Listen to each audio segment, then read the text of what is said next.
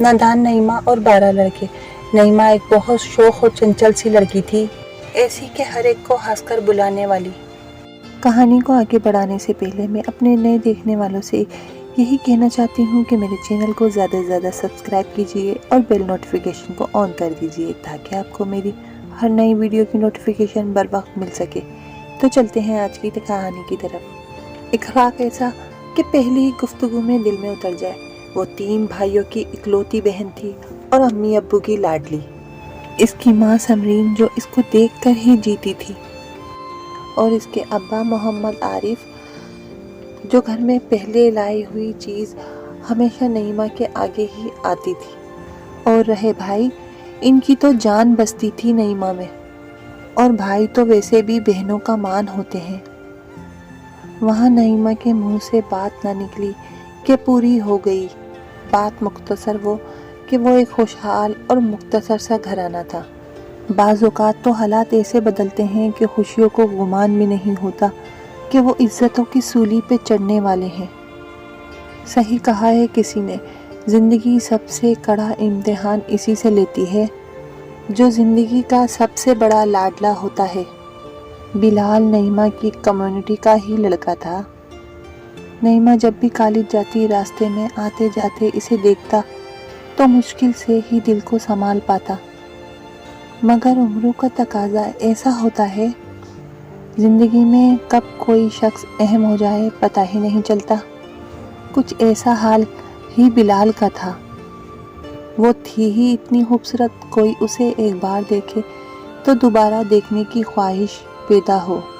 बिलाल पढ़ाई से फारिग हो चुका था और नौकरी ना मिलने के बाइस मोहल्ले के कोने पे खड़ा पाया जाता था। एक दिन नईमा कॉलेज के लिए निकली। रास्ते में बिलाल ने इसे रोक लिया। वो बहुत सहम गई थी, मगर बिलाल ने किसी की भी परवाह किए बगैर 2 टोक इसे मोहब्बत का इजहार कर दिया। दिन गुजरते गए। वो रोज़ बिलाल को रास्ते पे खड़ा पाती और देख के नज़रअंदाज कर देती। एक दिन बिलाल ने इसे फिर रोका। इसने नईमा का हाथ पकड़ा था। नईमा के दिल की धड़कन रुक गई थी। अच्छे घरों की लड़कियां यूं बाजारों में लड़कों के साथ खड़ी नहीं होती। इसने इसे एक बार बात करने का कहकर नंबर पकड़ाया। रात काफ़ी हो गई थी, मगर नींद थी कि आंखों से कोसों दूर थी। कैसे आती है नींद आसानी से रातों में। रात इन्हीं सोचों में गुजर गई। नईमा को रोज़ इसे देखने की आदत हो गई थी। एक दिन बिलाल इसे रास्ते में नज़र न आया तो ना चाहते हुए भी इसकी तलाश थी इसे। वो डर से रास्ते में नज़रें चौड़ाते हुए देखती गई, मगर कहाँ था वो जो इसे दिखाई नहीं दे रहा था। 2 दिन ऐसे ही गुजर गए। नईमा का दिल बेचैन हो गया। बिलाल वो जो मैं इसकी तरफ खिंच रही थी, इसकी फ़िक्र कर रही थी। मोहब्बत के नामालूम रंग ने नईमा को अपने जज्बात दिखा ही दिए। तीसरी रात नईमा ने बिलाल को कॉल कर दी। हेलो की आवाज़ ने नईमा की धड़कनें तेज़ कर दी। इसकी आवाज़ से जैसे कायनात में रंग वापस आ गए थे। एक ही पल में हर चीज़ हसीन हो गई थी। वो चुप थी। एक बार फिर इसे हेलो ने चौंका दिया। तुम कहाँ थे 2 दिन से? वो बेसाख्ता बोली। मैं 2 दिन से नौकरी की तलाश में मसरूफ़ था। वो पुरसकून सी हो गई थी। बिलाल ने कॉल की वजह पूछी बेयकीनी में। वो वक्फे के बाद बोली, मुझे तुम्हें देखने की आदत हो गई है रोज़। बेयकीनी में तुम नहीं दिखे तो मुझे हर शे वीरान लग रही थी। तुम 2 दिन नज़र नहीं आए तो मैं परेशान हो गई थी। दूसरी तरफ बिलाल की कैफियत आसमानों में उड़ने जैसी थी। अचानक इंसान को पर तो लग जाते हैं। इसकी ज़िंदगी का मकसद जैसे पूरा हो गया था। दिन गुजरते गए, मोहब्बत परवान चढ़ती गई। दोनों ने एक दूसरे के लिए जीना शुरू कर दिया था। कॉल पर ढेरों बातें करना रोज़ का मामूल बन गया था।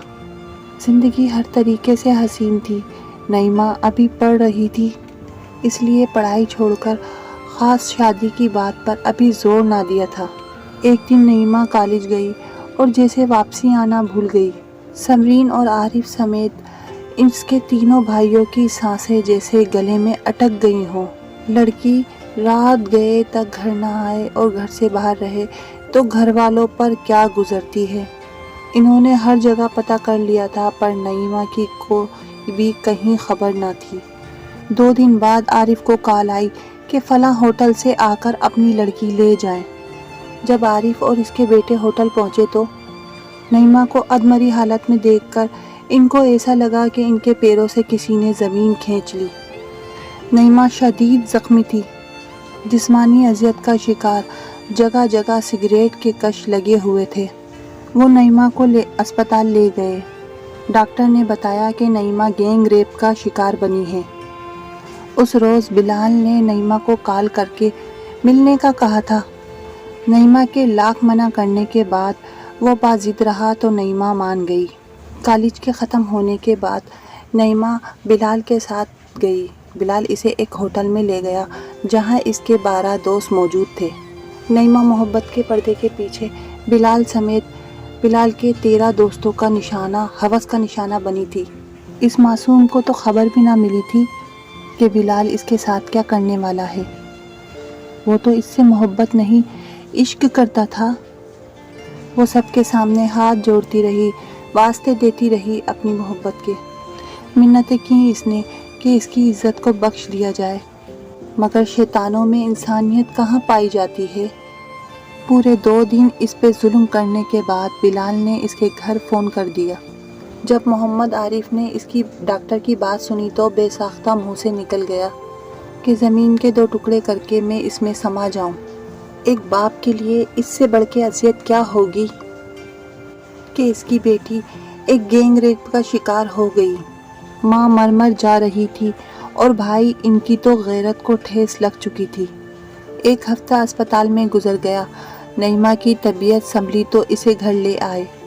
عارف نے سمرین، نعیمہ اور خود کو کمرے میں بند کر لیا اور زہر کا پیالہ سامنے رکھ دیا اور سمرین اور نعیمہ کو کہا، تم دونوں میں سے کوئی پیے یا میں خود پی لوں گا۔